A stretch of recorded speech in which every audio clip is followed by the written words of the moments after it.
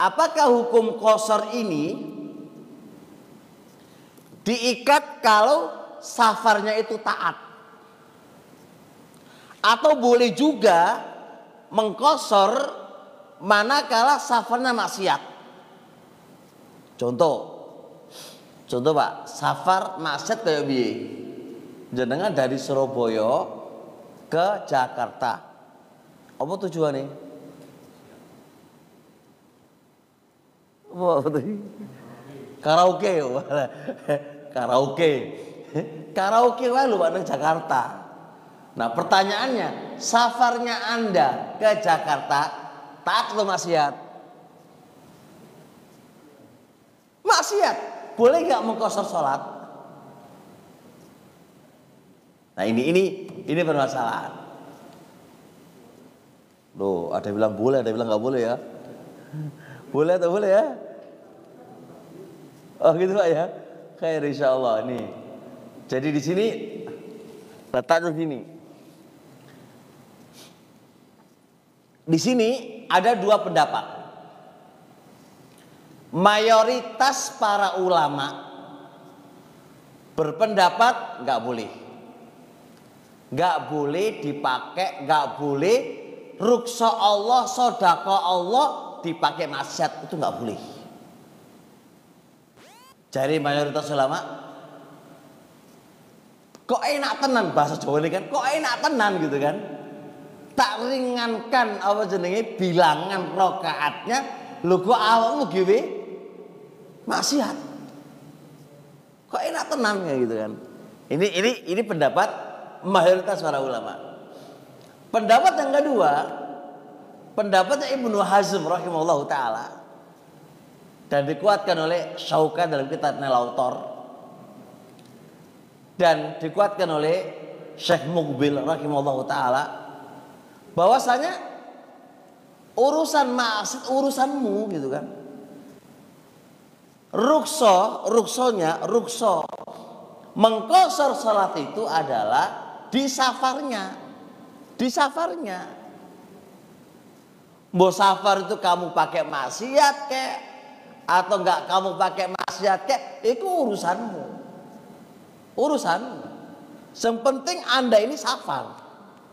Gitu kan? Yang penting Anda ini safar. Dan juga dalil-dalil yang ada tentang pengqasaran sholat itu umum, nggak ada ikatan kecuali apa? Safar taat. Nggak ada kata-kata safar taat di situ, nggak ada. Lafadznya ya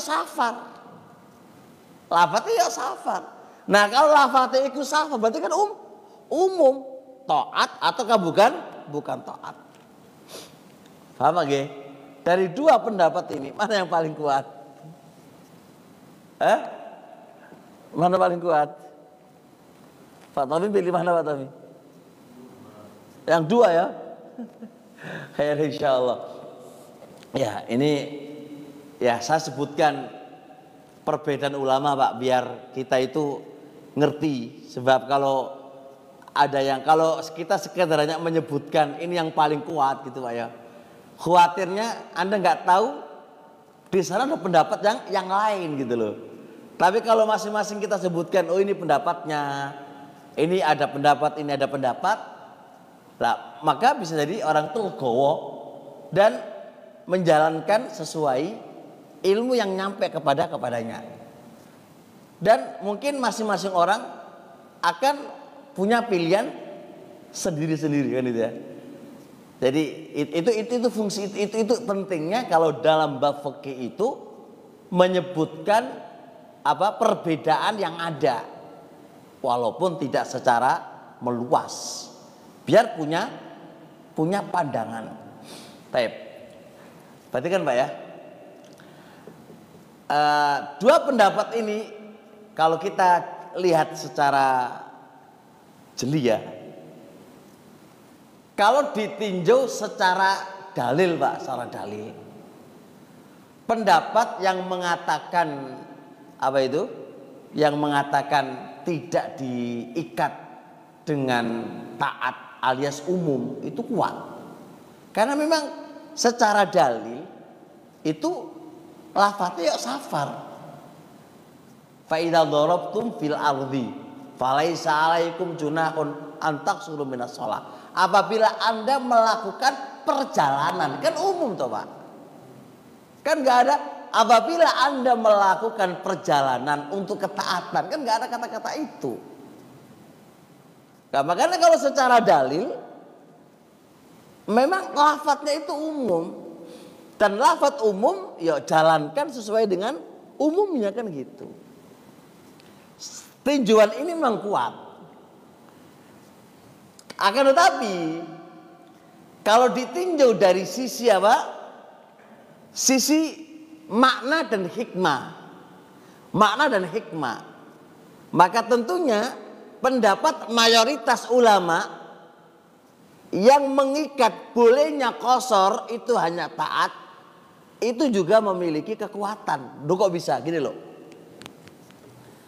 Ini ranah di ilmu usul fikih Pak. Orang yang belajar usul fikih ya harus ngerti. Jadi gini,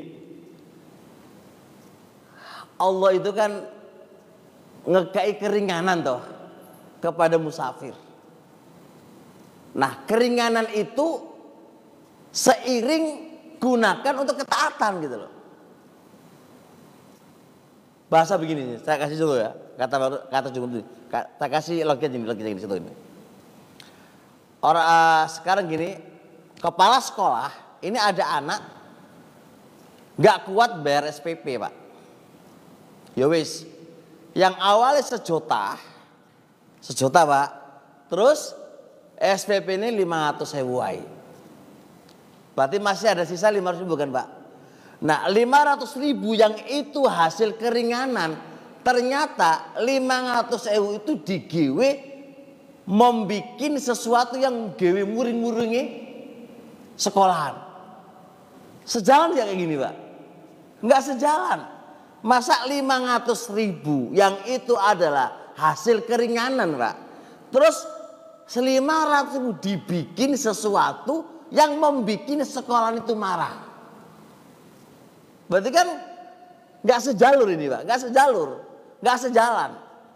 Nah karepe Allah itu gini loh, iki lo keringanan yang Allah berikan kepada antum, mbok yo giwin ketaatan, ojo digiwi maksiat. Nah begitulah singkatnya pendapat mayoritas para ulama, sehingga mayoritas ulama itu mengikat bolehnya mengqashar itu diikat kalau safar-safar itu taat.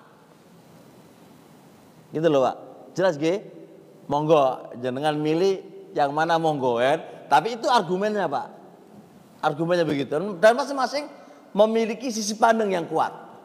Jumhur juga kuat dalam sisi dia punya pandangan.